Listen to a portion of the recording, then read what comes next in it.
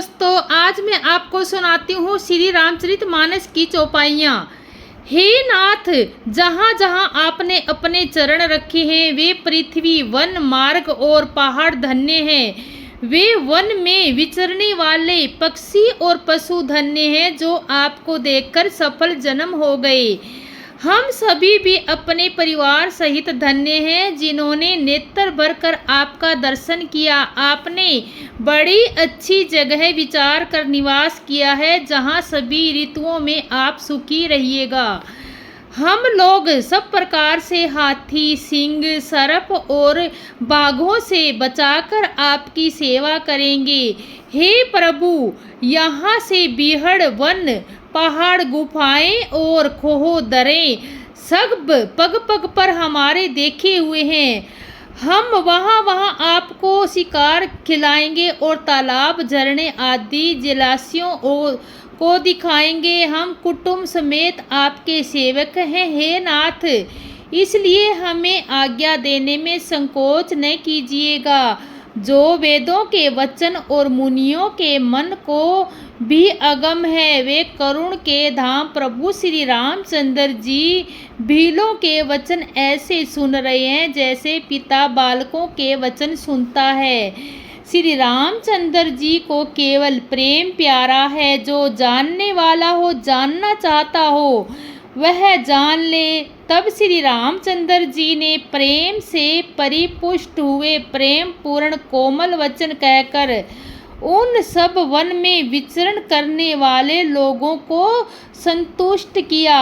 फिर उनको विदा किया। वे सिर झुकाकर चले गए और प्रभु के गुण कहते सुनते घर आए। इस प्रकार देवता और मुनियों को खुद देने वाले दोनों भाई सीता जी समेत वन में निवास करने लगे।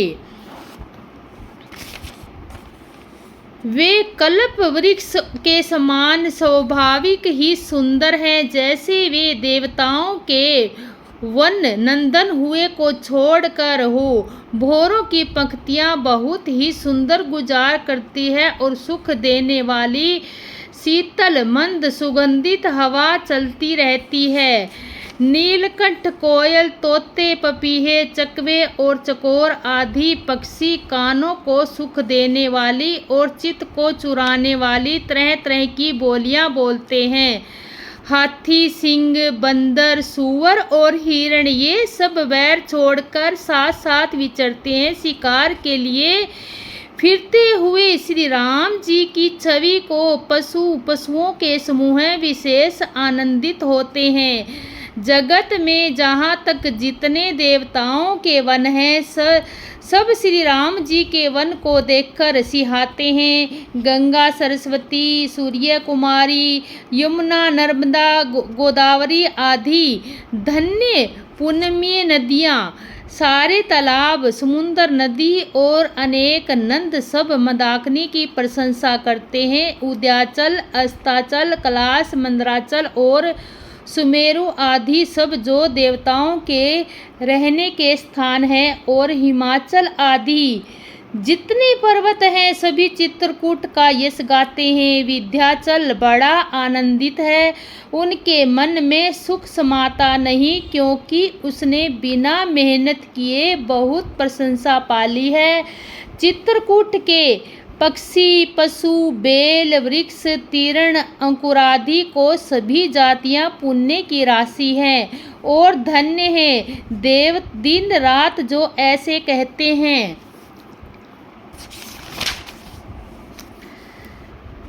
आँखों वाले जीव श्री रामचंद्र जी को देखकर जन्म का फल पाकर शोक रहित हो जाते हैं और अचर, पर्वत, वृक्ष, भूमि, नदी आदि भगवान का आचरण जर का स्पर्श पाकर सुखी होते हैं। वो सभी परमपद मोक्ष के अधिकारी हो गए। वह वन और पर्वत स्वाभाविक ही सुंदर, मंगलमय और बहुत पवित्रों को भी पवित्र करने वाला है। उनकी महिमा किस प्रकार कही जाए। जहाँ सुख के समुद्र श्री रामचंद्र जी ने निवास किया है। श्री सागर को त्याग कर और अयोध्या को छोड़ जहाँ सीता जी, लक्ष्मण जी और श्री रामचंद्र जी आ रहे हैं, उस वन की जैसी परम शोभा है उसको हजार मुख वाले जो लाख शेष जी हो तो वे भी नहीं रह सकते। उसे भला मैं किस प्रकार से वर्णन करके कह सकता हूँ। कहीं पोखरे का सूत्र कछुआ का मंदराचल उठा सकता है। लक्ष्मण जी मन, वचन और कर्म से भी श्री रामचंद्र जी की सेवा करते हैं। उनके शील और प्रेम का उल्लेख नहीं किया जा सकता। क्षण क्षण में श्री सीताराम जी के चरणों को देखकर, अपने ऊपर उनका प्यार जानकर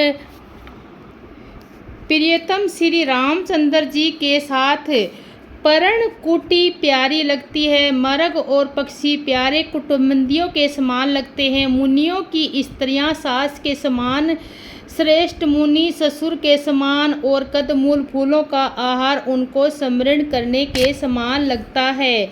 स्वामी के साथ सुंदर सुंदर साथरी कुश और पत्तों की सेज सैकड़ों कामदेवों के सेज के समान सुख देने वाली है, जिनके करुणा कृपा करुण देखने के मात्र से जीव लोकपाल हो जाते हैं और उनके कहीं भोग विलास मोहित कर सकते हैं। जिन श्री रामचंद्र जी का स्मरण करने से भगत जन तमाम भोग विलास के तिनके के समान त्याग देते हैं, उन पर श्री रामचंद्र जी की प्रिय पत्नी और जगत की माता सीता के लिए भोग विलास का त्याग कुछ भी आश्चर्य नहीं है। सीता जी और लक्ष्मण जी को जिस प्रकार सुख मिले, श्री राम रघुनाथ जी वही करते और वही कहते हैं। भगवान प्राचीन कथाएं और कहानियां कहते हैं और लक्ष्मण जी तथा सीता जी बहुत सुख मानकर सुनते हैं।